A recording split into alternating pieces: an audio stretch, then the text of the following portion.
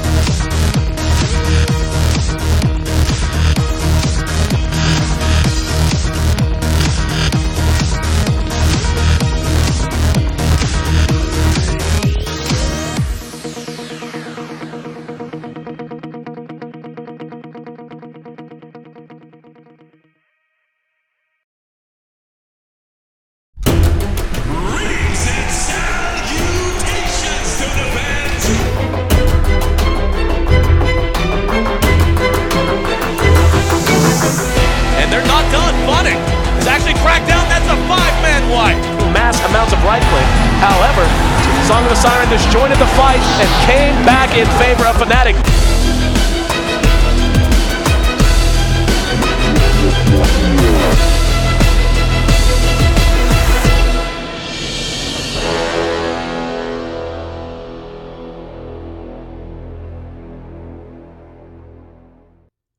And we're back. What could be the final game of regular season play here in the D2L, just about ready to get started right now as Empire leads this series 2-0 over VP.Polar. One more win for Empire will make it 7 in a row, a clean sweep of the playoffs, something we've never seen in D2L history. Also a chance to punch their tickets to Vegas, and could not be happier to be here bringing you the action along with my good friend Trouf. Now, Trouf, we talked and gushed, for lack of a better way to, for lack of a more accurate way to put it, last game about just how good Empire has looked. You know, Polar really had that going for them throughout the regular season for the most part, dropping only one series. I'm pretty sure that was just the EG to begin with. And yeah, like, I mean, this Polar team is good, but Empire has just run them over 2 games in a row now. I know. There's not a better way to really put it. I missed the first game, but I saw the stats and it didn't look pretty for VP.Polar. And then this last game was just a clinic. I mean, everything they did was just smarter and one step ahead of VP.Polar. From the laning assignments to small skirmishes and just being able to click better, like just managing your mana a little bit better and just knowing exactly what they can and can't get away with in fights. It was really obvious they were on top of their A game last game. This game, they were drafted a little bit different, but they've stuck with this Tide Hunter, which has just served them well, specifically being played by Yoki. So I like that. Storm Spirit, big fan of the hero. I think it's underplayed, honestly. I think it's one of the best heroes on if you know what you're doing on the hero. But VP.Polar's lineup is quite nice in its own right. Probably off lane because they have the Brew. They could also run Brew as a 1, but I don't know if you want to do that against the Storm Spirit because that's a heavy investment into a hero that gets relatively killed easily if you got a fast or gets up on the Storm. So I'm guessing Brewmaster mid, Puck offlane for DK Phobos as he plays that hero a lot. And then this should be some kind of hard, very hard carry.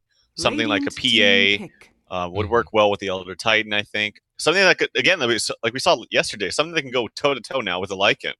So we actually saw PA picked up in that regard against it. So PA... Maybe even Troll. Yeah, Troll worked out nicely. In fact, it was Team Empire that played that. Yep. I was just going to say that. I'm actually dumbfounded. I am befuddled by the fact that Lycan didn't get banned in the second phase by Polar.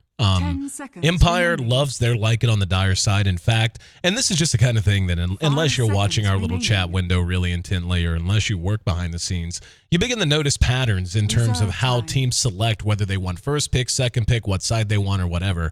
Empire takes dire every time. Every time. Doesn't matter. If they have, like, if you give them the choice of first pick, second pick, they're going to say dire. If you give them the choice of side, obviously they say dire. No matter what, they want that dire side, and they love to run Lycan on that side. And I love this lineup that they've made for Lycan. You have a great roaming combo. I mean, as good as it gets, really, in Venge and Ogre with 2 very reliable stuns.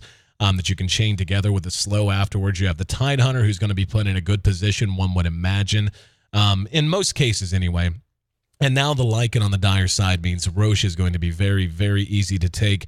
And Venge, if it's anything like we've seen Empire do previously, she will be maxing her Vengeance, or not her Vengeance Arc, excuse me, her Wave of Terror. So you have, you can skip a medallion in that case, you rush the Vlads on Lycan, and then it's really just up to you how you want to play it. Do you feel like you want more push? Or have you hit that snowball, that tipping point where you can just begin to run at towers, and if so, you build a book early? Or do you want to just have more overall combat potential? And in that case, you build, you know, BKB, you can go Basher, you can go any number of things if you want. But either way, Polar grabs the Morphling up in last position. And they have the Elder Titan themselves. Not that it would have mattered. It's not as if Empire had another pick or not. But I actually fear for Polar in this lineup. They are going to be ultra reliant, as they were in Game 1, as a matter of fact, on team fight, with the Brewmaster and the Puck being able to hold towers. Elder Titan is going to be able to allow them to do a significant amount of damage so long as he's well leveled and has enough points into his natural order. But I don't know, like they just feel a little thin to me, and it feels like they're going to be very reliant on winning engagements against a team that I think is going to have the advantage for the first 20 to 30 minutes of the game. Yeah, I don't know about the Morph thing. I feel like they picked it just because they want another hero that can effectively zone at a tide if the supports have to move. So right. If they picked out, like for instance, if they picked PA, then it kind of forces your supports in the safe lane to stay there, because PA in no way can solo up against a Tidehunter that has more levels than her, or even equal levels of her. But I was going to mention one thing. Oh, the Necro book I think is going to be just fine on Lycan if he wants to get at this game. The mana burn is fantastic against Panda in particular because he's got a low base mana pool. Really needs all the mana that he can have, or that he can have, so that he can cast both his Stomp and his Split. And I was going to mention one other thing and totally slipped my mind, but maybe I'll remember it here in a sec. Oh yeah, I got to give a big shout out to PPD for saying this in one cast I heard him.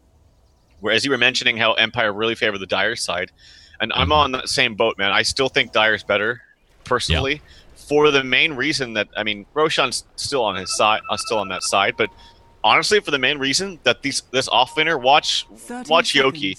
It is so easy to block the creeps on Dire side, and you get a free level 2 guaranteed off of it, and probably more after that, depending on your hero and the lane assignments. But just watch. If you compare this off lane, where Yoki's standing and how easy it is to block the creeps compared to what purple is going to be dealt with, it's night and day. And it was so sobering for me to hear PPD actually talk about this, because I always heard people say, oh no, Radiant offlane is still better, you have the trees to work with, but I was just always like, I still favor the Dire. Just watch how slow these creeps are for how long they are. Well, Yoki just missed it.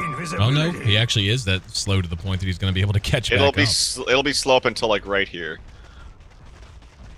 And then, whereas right now, it's already sped up on the side of Radiant, so he's going to have a little bit harder time, but yeah. Yeah, that's excellent point. He'd let the range creep go out in this off lane. And this is actually smart from Phobos. He stopped it for a second to make sure that the range creep wasn't the first to arrive. Still, like you said, Yoki should be in a very safe position here. He's going to eat some damage, but he should be able to stay in XP range. Starting things out, by the way, and I don't know what the hell happened to Illidan, but he's down to no health whatsoever.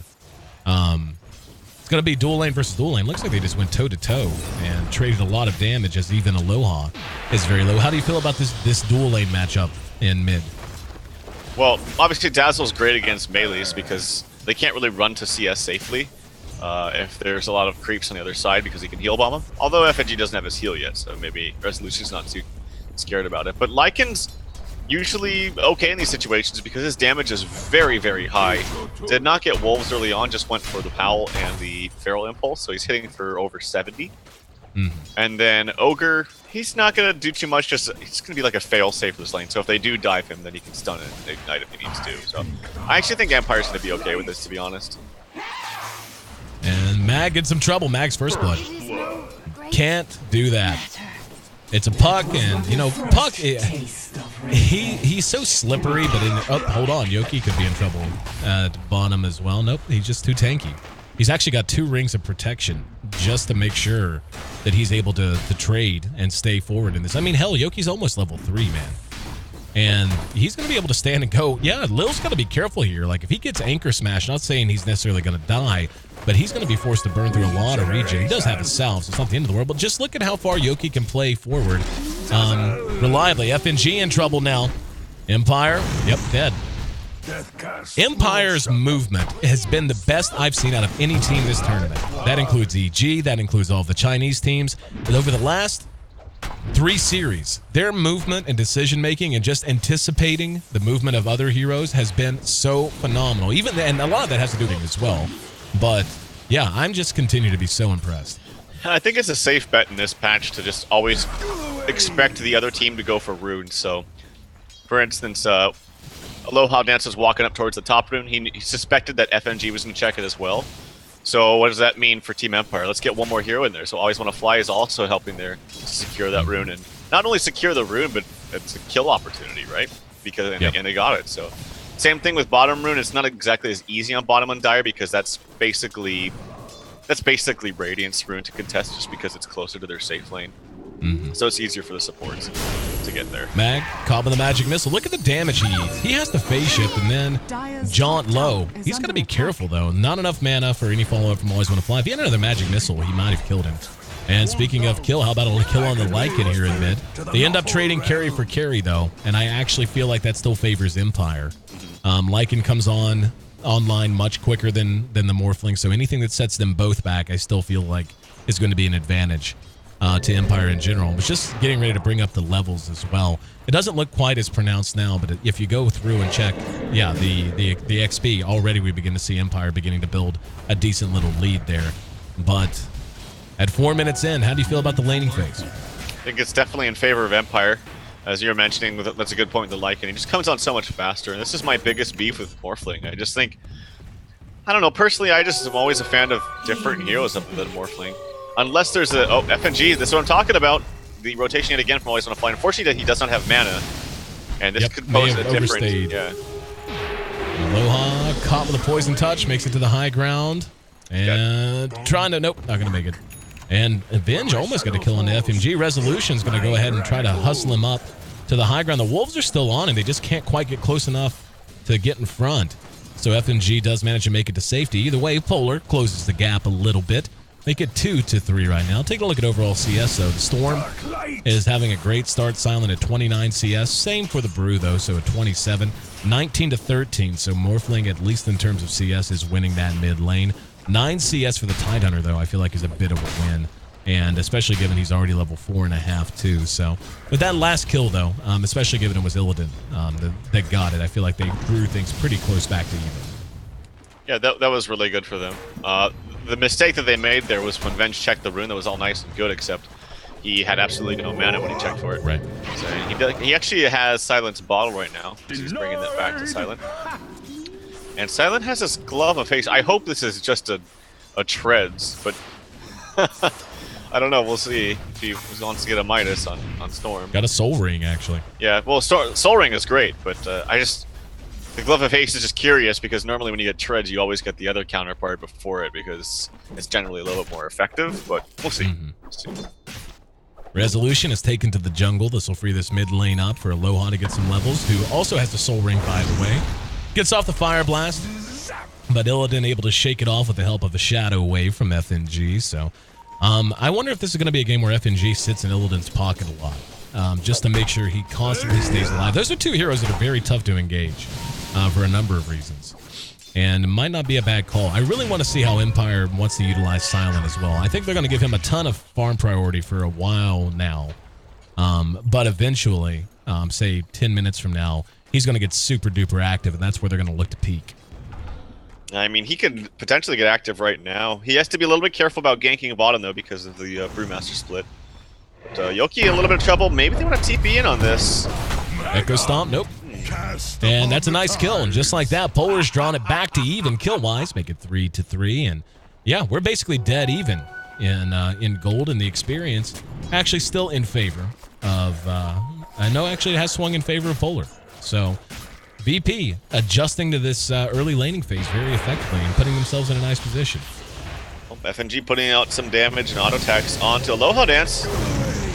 TP coming in. Aloha makes it to the low ground. Wolves are there. There's going to be the Wave of Terror. And there's a stun on the FNG. We'll see if they manage to track him down. But Silent definitely able to jump onto Illidan. And Aloha actually managed to survive there as well. So they dive, they get greedy, and just like that, they give up. They basically fought for the last 5 minutes to make sure they got back to even after a bad start. And they give up another death on their Morphling and a kill on the Dazzle as well. Another Echo Stomp on the Yoki. He has split. Like, if he wants to kill Yoki, he can 100% secure a kill. Yep, and he's going to. Nope. Oh, what a waste. Holy crap. What happened there? He just TP'd too soon, or I should say he used the Panda Split way too late. I think it seemed like he had time to catch him with the Cyclone, though. It did seem like he had time, but maybe he's lagging a little bit. I'm sure he was spam clicking it, so I'll give him the benefit of the doubt. It's not like he's not trying to do that. It was just couldn't get the click off fast enough, and it was a better, faster TP from Tide. Well, Tide makes it away. And another battle over the ruins. Silent jumps up to the high ground and will be pursued by Illidan. And they're actually putting out a lot of damage. Magic Missile, he's going to have to... Oh, what a huge misstep from Polar. And just like that, 0-3-2 on Illidan. And Storm just going for it. Jumped all the way from his own jungle up to the Ancients. Gets him with the Vortex, and maybe will secure a kill. He should get him. And Brewmaster does manage to kill off Aloha in the meantime. Didn't see how that happened. Looks like they will pursue Yoki as well. However, actually, I think Yoki got a kill and ended up, the Brew ended up, I don't know. It looks like perhaps Yoki and the Ogre Magi got a kill, and then they ended up giving up the Ogre. But either way, I think that's a win. Vlad's done now on Resolution. He's got a smoke on him already, and look for him to jump into the Roche Pit at some time in the near future. That was a kind of ridiculous waveform from Morphling onto the Storm, who just picked up a region right in front of him. Yep. So I'm not too sure about that one. Illidan might try to go in this one.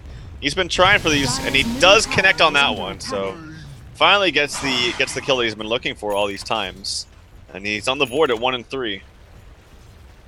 So a lot of ground for him to make up, unfortunately. Net worth-wise, he's behind the Lycan by about 600, and more importantly, he's behind Storm by about 1,400. And have seen Silent play Storm before. He's quite good.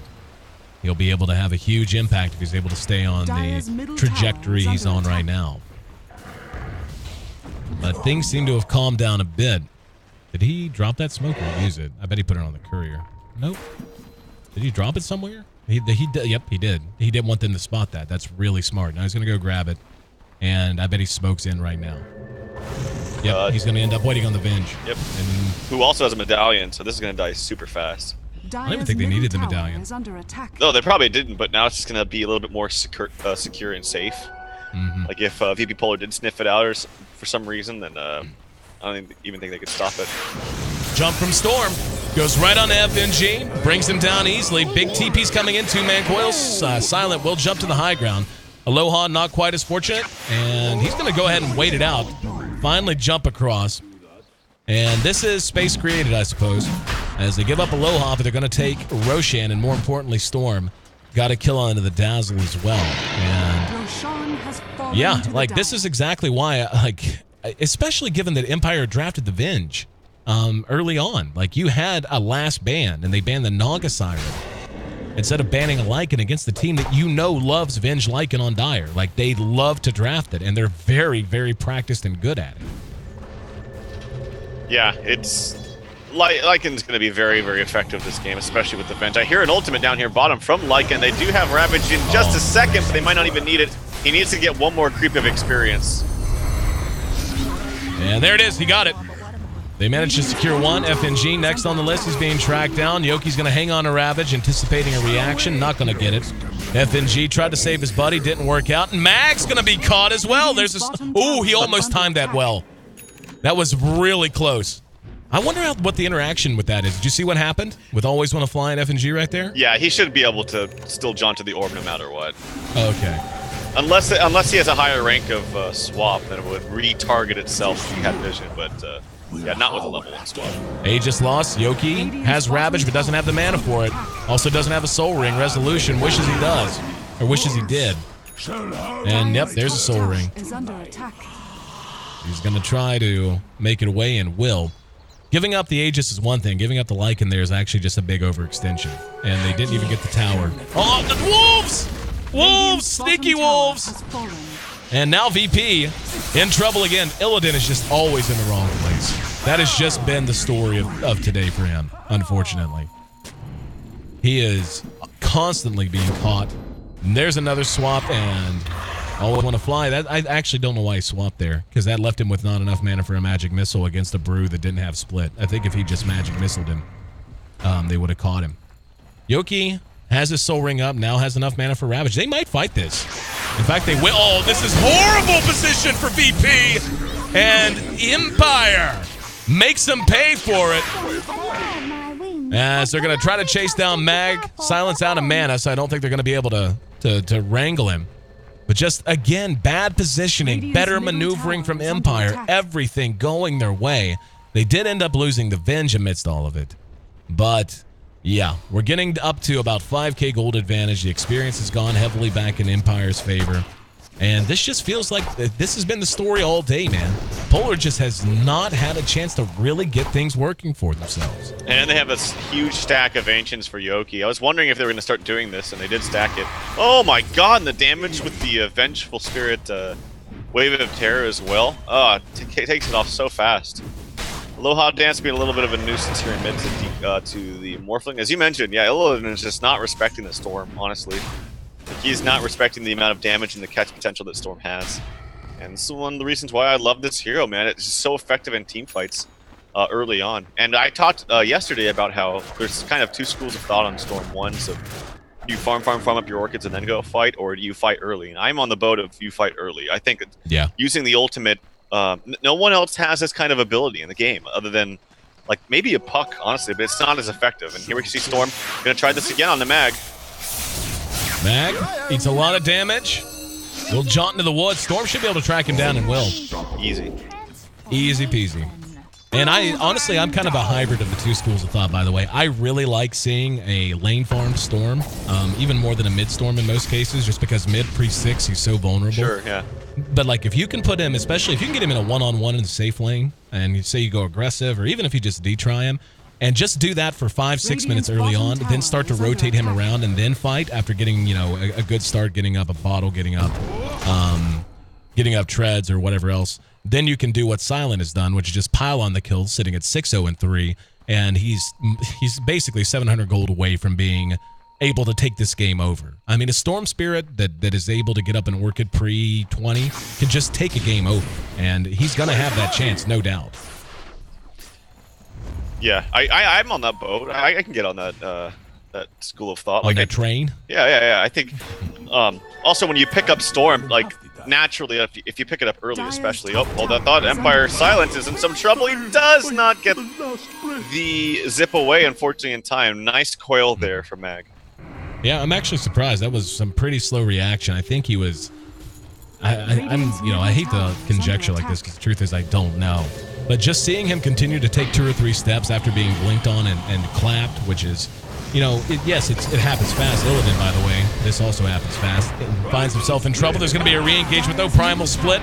Illidan morphing. Strength not going to have damage. Will have survivability. Resolution should be able to scurry away with his ulti. Behind that, though, his team's in trouble. Aloha Dance and FNG. Excuse me, not FNG, but the Venge end up dying. Blink done on Tide now, though, and that's a key item for them. They're going to be much more. They're going to go here. Quick to fight. They're going to go here with Blink Ravage, I think. Maybe. Yoki trying to get in a position. They're all grouped up. They just don't have the damage, I don't think. Silent can do a lot. Yoki's playing quite far back. Silent just trying to harry them a little bit. I thought Yoki was going to go too, but it's probably a good call they didn't, because what ends up happening is he hits a beautiful 5-man Ravage. And that's not real. They would have hit a beautiful 5-man. Oh, they're going to come back in. And always when a fly is right behind them, here come the Wolves and the like, and there's the Ravage. And once again, Illidan just not respecting the abilities that he has to respect. Lowell comes in, he's dead. How do you do that? And now we're going to have a nice coil, but Mag just dies on a pure feed. Phobos comes back in to trade his body for Always Want to Fly. This is just a series of unfortunate events for VP. And yeah, that's a 5-man wipe. They took a free tower and had a chance to maybe make something happen. Then they just went in one at a time in a series of bad decisions. They end up giving up 5, including Illidan. And just, I mean, like, look at this. They had cut what was a 7,500 gold lead down by just about 4,000. And now they give up in just a blink of an eye another 2 or 3K of it back. Yeah, I've definitely seen Illidan play better than today, at least in this specific game. He's making some very questionable decisions of when to go in, and like his replicate was getting beat on there. He was trying to make a funny, cute play, like, haha, it's my replicate, it's not actually Panda, and he comes in with no HP. And instead of just making a safe play and not letting it, or not coming in, letting it die, he's trying to make too much out of it. It was just unnecessary. It was a nice play there by DK Phobos at the end. He got a nice clap on the 2 heroes and got a double kill. But I don't think it was worth it because he died and gave up a big streak to Ogre, and that means Ags here coming up shortly here with the Ogre. Should be able to take the tier 1 here, so battered but unabated. They continue to pressure. And with that should, kind of get things back under control. But they were on such a good path, and then, I mean, it was almost dead even in terms of experience, and the gold had been cut down so much, and they just end up giving almost all of that back. Now Empire seems like they're unwilling to fight. Ravage still down for 25 seconds, and it's beginning to be a tale of ultimates. You know, if you got Ravage, you can fight. If you don't, you don't. They're going to take the tier 2 in mid, and now they're going to react to bottom, one would imagine. And a little shocked they're not, actually. They need to pick somewhere to go. Does nobody have TPs there? They finally react, but that's bizarre. They finally TP'd in, but not in time to save either tower. If they just take the tier 2 mid and then teleport to top or bottom, they save at least one. Instead, they lose both. Yeah, or set up with a puck, like, far behind. If they're pushing 2 lanes, it becomes pretty apparent that they're not going to defend that tower mid. So I don't think you need all 5 heroes pushing it.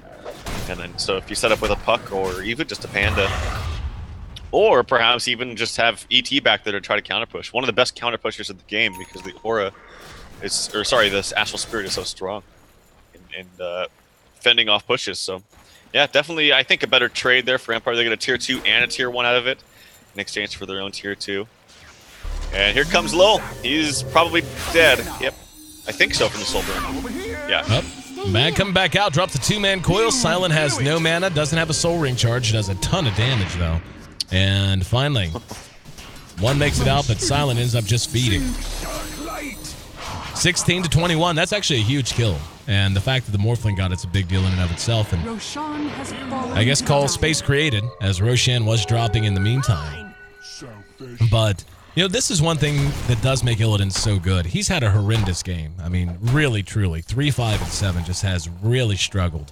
And he still manages to be in the top 4 in net worth. Like, I mean, it's a bad game, but he is at least still within a reasonable range of everybody else. Yeah, he's picked up a few kills, and while he's died 5 times, he still has 7 assists, so he's being active. He's been a part of 10 of 16 kills, so it's not bad. Good, some decent CS under his belt, but Lincoln's is good, but this is kind of one of those games where I feel that there's a lot of targetable spells where it's almost not as effective. Well, it's clearly not as effective. It's almost unwarranted because he's got 2 from Storm. He's going to have eventually 3 from Ogre Magi, 2 from the Vengeful Spirit, and 1 from the Tidehunter. So there's a lot of things that can trigger that Lincoln's. So you might feel safe, but you're actually not. Especially with swap when it becomes higher rank. Like, you get a rank 3 swap, or rank 3 swap on this Venge. That Lincoln is always coming off from that Storm, or from that Morphling. Both teams taking a little while just to farm up. Take a look at the levels. We can see by far the support tandem of Polar is way behind. Level 9 and 8 compared to 2 level 11s on the side of Empire. And whenever you're talking 2 very strong supports like Avenge and like an Ogre, that's actually a big deal. I mean, yes, just a couple of levels, but it actually makes a huge, huge difference to have them at level 2 with their level 2 ultis, especially for Venge. I mean, her level 2 ultimate is just so much more valuable than her level 1 and the Ogre as well. And it looks like they just want to farm towards a certain couple of items. 2,600 gold for Silent. Think he goes BKB here? For Silent? Oh, yep. Speaking of, he is dead. Okay. Zipped into 4 heroes there, but I would say the most... Honestly, actually, maybe he does go for BKB after just looking at that. Like, this Blink Silence is really annoying for him, so I would agree. Yeah, I think BKB is probably the best thing for him to get. Now, VP is actually gaining a bit of map control now. They've been a little bit more effective with their smoke ganks. The movement, for the most part, has been better for Empire still. But now Yoki just going to be caught. Force Staff, they may want to turn this around. Do they have anyone coming in? They do. Yoki's going to kite this out. They may try to force a fight. FNG caught from behind. He's very low. Illidan right there with him is going to be an Echo Stomp to try to buy some time. Waveforming out. In the meantime, they end up going one for the Storm. The Storm's already down. There's an Earth Splitter. Lycan did deploy his ultimate. Yoki's still looking for a Ravage. He's going to try to wait out this Brewmaster ultimate, or maybe go in now. This would be the time. Jumping right onto Illidan, but no follow-up. The Cyclone doing a great job of taking resolution out of these fights for the most part. Always want to fly, going to run right into Mag. Probably going to end up dead. Actually, no, very nice phase shift. No probably to it. They will end up trading him away. Oh, or Silent just going to go elsewhere. Looks like he wants to focus on Phobos. And that makes sense, of course. But it is a little more chancy, and here's why. BKB saving Phobos, and now Resolution on the run. He still has an Aegis, but he's probably going to feed it up here. That's 4 down. 3 plus an Aegis, and soon to be 4 in toto. And VP, just like that, takes a game that they were trailing and brings it right back to even. I mean, look at this. 7,500 gold lead, going to be cut down by the time this update's fully to basically even. The experience is already at even. So Empire showing that they are mortal after all and do make mistakes as they make a sequence of them there and give up a lot. So I almost muted myself. That was an uncharacteristically bad Ravage there from the Tide. It only caught the Morphling, and it didn't do much damage, and they had no follow-up to actually kill him. And because it doesn't silence him, he still gets the Strength Morph off, and it didn't really do any damage to him whatsoever. So they needed to wait for the Panda split, honestly, to get that Ravage off and kill the Panda when he comes up from the ultimate. Or just get more heroes outside of that. But he only got the Morphling. Now Silent has picked up his recipe for the Bloodstone. Already has a Soul Ring. So should have that up in mere seconds. But at 25 minutes in, the Morphling has closed in and is now just a couple hundred gold away from taking the overall net worth lead. And all things being equal, who do you prefer, Lycan or Morphling? Well, in those two, I would prefer the Morphling. I still think that Storm with full mana and like a full arsenal of items can be pretty effective against a Morphling. But Lycan straight up against Morphling definitely wins that. Scepter done on Aloha.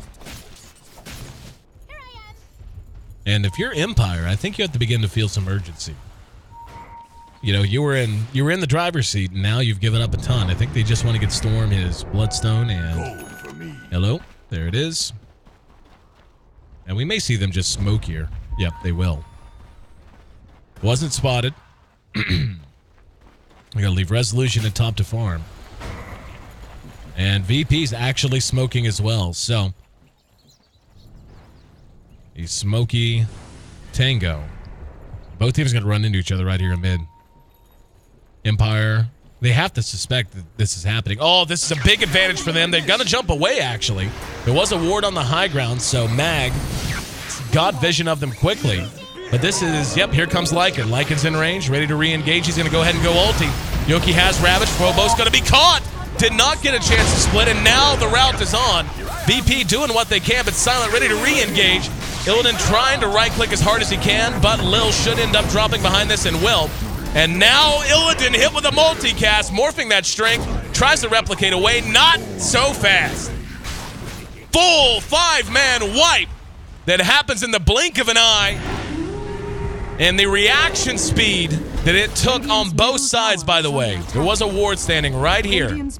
Mag was here, saw uphill as they popped each other's smoke. And Silent, as quick as Mag could blink in Waning Rift, he jumped. I mean, it is ridiculous. The little things that make such a big difference. If they catch Silent out with that Waning Rift and are able to kill him, Brew gets into a better position, doesn't get ravaged, gets off his split. That's a win for VP. As it stands, this could be the first little crack in the wall that separates these two teams. And Empire wisely going to pull back. Yeah. Oh, actually, Mag is still pursuing here on the Ogre. Uses him up. There's still a split. Bobo still has a split. They got to be careful. Yep, I think this is a mistake. Yep, just give up, Mag. You don't want to give up all the lead you just gained, all that momentum. And wow, they're actually gonna always want to fly too. Still, when those two heroes respawn, they'll probably be thinking about going to fight, knowing that Panda Split is going to be on cooldown for at least a little while. I don't know. 40 seconds is an awfully tight window to try to fit some action into. Either way, Polar gets a bit of a counterpunch. Yeah, that Primal Spit's a pretty low cooldown, level 3 actually. 100 seconds is not too bad at all. Ravage will be up though by the time, about 20 seconds after these supports respawn. Maybe that's their cue to fight. But that last fight just goes to show you just how important Panda is in these fights. If he dies, then they just lose the team fight automatically. And what happened was he blinked into an already pre-cast stun from Ogre Magi. Like, he already had it clicked. And since he never lost the vision of the Panda, it just went immediately.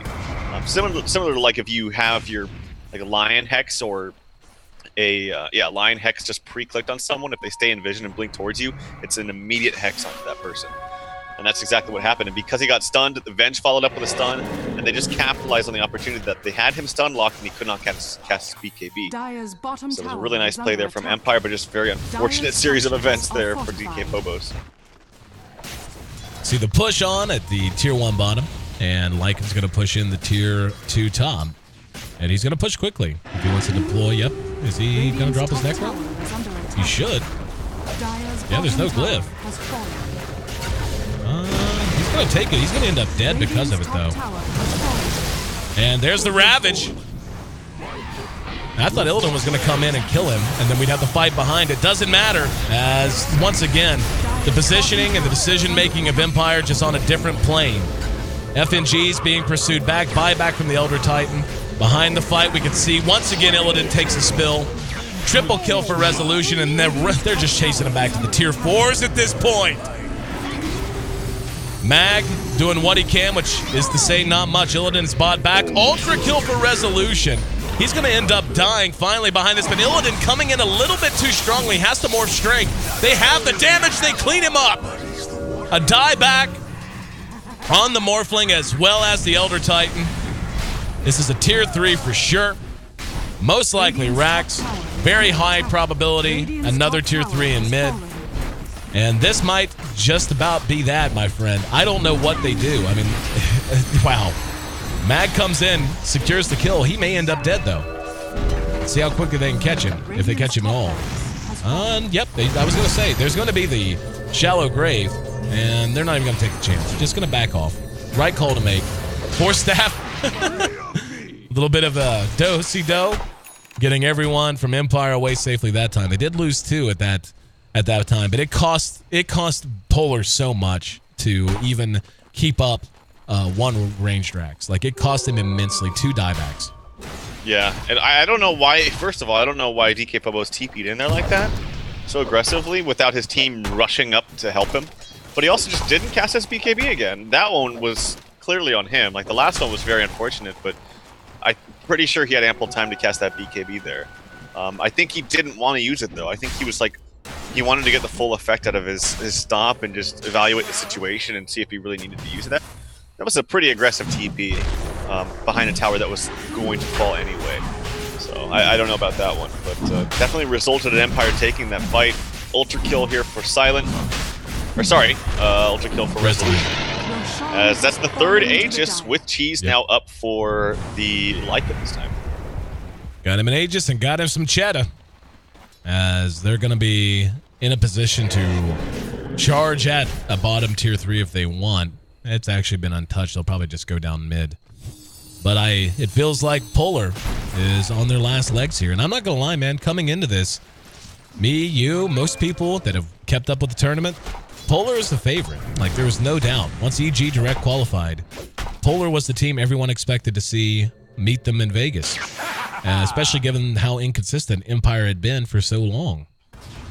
And now they're just looking like their old selves. And it's a pleasure to see. It's just an absolute pleasure to watch. God, he's already got 16 charges on this Bloodstone. He picked it up a few minutes ago. Here comes Illidan. He actually morphed. Okay, no, he had a replica back in base. Thank God for that. He did pick up his Eagle Song. Here we go. He has no buyback though. Resolution going to go ahead and morph. There's going to be the split that comes out as well. Keep in mind that he's got the cheese, not the Aegis. Aegis this time on the Storm Spirit. They're kiting this out, and this is really well played actually. And still a little bit of duration left, but he's got to run now. We're going to have Mag caught from behind. In the meantime, yep, Phobos reassembles. They kite it out immaculately, lose no one. Phobos is down. And now they're going to re-engage, catching FNG from behind, grave or not. Deep or not, his grave is a permanent one. As he's down for the count, no buyback. And Empire, I think, is ready to close this out. I mean, I wish I could say more, but they're just playing well. Like, they're just playing so damn well. They will end up losing their Ogre to an E-Blade. But, yeah, like, they're going to take this set of racks. And Brewmaster Split will be back up. There's the Aegis expended that time. Now Mag's going to end up dead. Illidan still there. They still haven't spent Ravage, by the way. And Resolution still hasn't eaten his cheese. There's the buyback from Mag, and I would imagine this is pretty much all in. Resolution should probably just chow down on the Gouda. And Silent will be able to zip away just barely. He already did use his Aegis. Now Illidan caught once again. There's the Ravage. Got 3. Silent coming back in. Will be caught by Mag Jewel Scepter and cleaned up as he falls into the Ethereal Orb. Or it's into the Orb, but either way, racks down. And Empire ready to reset. Looks like Polar wants to continue to play this out, and understandably so. They do have Illidan's Morphling, but again, he has just died and given up so much all game, man. It's not only that, I just don't even know if the Morphling was the greatest pick here this game. Right. Refresher already used here by Yoki, so he's got his Ravage ready to go. The Storm Spirit literally just insta-TP'd from the extra charge that he had on the Bloodstone. Bought some Boots of Travel, bought a Sheep Stick as well. No, he sold the Boots of Travel. Okay, I saw in the tooltip there that he bought it, so he must have sold it and got a sheep instead. But nonetheless, the point still stands. He is very farmed, as you would expect at 37 to 28 when they have 4 racks down. Like it's serving as a bit of bait. And Phobos engages, but he's caught in Hex from behind. There's the Vortex. Can they kill him quickly enough? They can. And he's going to be down for a while. No buyback at all. And they can't fight without him. This is probably Megas. We're going to see Silent continue to be rather cute with his movement. FNG Graves himself. Now, Illidan going toe-to-toe with Resolution. Resolution can't do it by himself. Silent's going to be coiled from behind. Hit with the Waning Rift as well, and he may have to expend his Bloodstone. No, he's able to make it away. Another beautiful Ravage from Yoki. 2 more down. There's the swap on the Lil. He's out. And Mag coming back in by himself, but once again, a full 5-man wipe. Racks drop. And I will think, yep, there it is. GG. So, it's been a long road for both of these two teams. They both led to right here. But for one team, a team that no one expected to play anywhere near to this level, a team no one expected to have a realistic chance based on in-season performance, Empire, we'll see you at Caesars. Well, I'm thoroughly impressed with the way that they played, and not only the way they played, but the way they've drafted and they've set up their lanes. Everything was so smart and coherent from them. Really well played by Silent on the Storm, understanding the limitations of the hero. Resolution farmed up a Storm. And Yoki, he didn't have the easiest time in that lane bottom, but once he was able to stabilize it, essentially was a dual melee lane against the Tidehunter, which is never really that great to begin with. So while Empire played very, very well and drafted well, and specifically laned very well in the last game too, I was really impressed with that in particular. I think there was some kind of odd things coming up from VP is specifically with the lanes of the draft. The dual lane mid was okay, but Morphling just died way too many times. And then having the puck off lane is fine, but I didn't see what happened. But yeah, but this is what I talked about. The Radiant off lane is just not as good as the Dire off lane in terms of position. But well played by Empire. It's going to be exciting to see them at Vegas. Yeah, it really is. I'm looking forward to seeing some of these guys for the first time. Looking forward to seeing some of them for third, fourth time for me. And I really can't put into words the transformation we've seen out of Empire. I really can't. Going back just to the tail end of the regular season, they were just kind of show up, maybe get a win, whatever. And they went perfect in our playoffs, man. They didn't drop a single game in 2 best-of-3s and 1 best-of-5. They won 7 in a row in about 36 hours. That's the game shape that this team is in. And getting a chance to see that on land against Evil Geniuses, against LV Gaming, and against CDEC, what a trip that's going to be. I absolutely cannot wait. Trout, my friend, it has been an absolute pleasure casting with you this season. And of course, all of the viewers as well. Thanks so much for tuning in.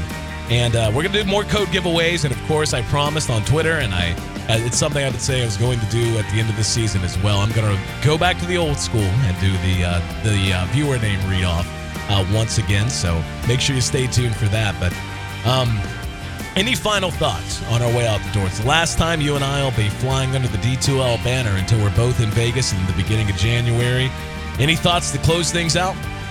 Well, first of all, thanks for having me. I mean, it was a very fun tournament to cast. I think the experience, like I mentioned at the beginning of this season, I thought it would be really fun to go back and forth between East and West and see the differences in draft. And we saw them, man. I mean, I don't know if you can remember just everything that they drafted, but there's some big differences in the draft. And that personally was really fun for me to see, go from what the Western team does to see Ember Terrorblade picked up every single game, Right. And that was my favorite thing about this tournament. But just to be able to cast some really good games. I've always liked the D2L, whether I was casting it or watching beforehand, before I was involved, just because it has the best teams playing in a consistent way. And always best of 3s. There's a lot of tournaments that have best of 2s or best of 1s. I like the best of 3 format. I think it's more fun to watch. I think it's the way Dota needs to be played. I completely agree. So, but yeah, again, thanks for having me, and it was a blast. And I'm excited to conclude this in Vegas. Hey, man, we're all the lucky ones to have had you, your insight, your analysis, and can't wait for you and I to get to pop some bubbly in champagne both before and after the event, and lots of maybe bubbly. Sit down at a poker table and lose some money. How's that sound? Yeah, I'll take your money. How about that? Yeah, exactly. All right, guys, thanks again to, of course, the Trouf. Make sure you follow him. He is an amazing guy. His insight is second to none. Trouf Dota, at TRALFDOTA is where you can find him. He's also going to be tweeting out some more Dota 2 Lounge codes, so in the more immediate future, whether you want to hear about Dota or not, there's another great reason to follow him. You can find me on Twitter as well. I'm at AC, at AYESEE. You can find it on one side of me down below here somewhere. And I'll be tweeting some codes as well. And speaking of codes, I've got I think the way we're gonna do this is I'm gonna give you a list here in a little bit. Trouf, actually, I'm gonna go ahead and give you yours now. We're gonna let our hair down a little bit, let everybody see me mess around on my second monitor. Okay, there's going to be the 10 that Trouf is going to be tweeting, and he'll be doing that here in a moment because I'm not gonna make him sit through me reading viewer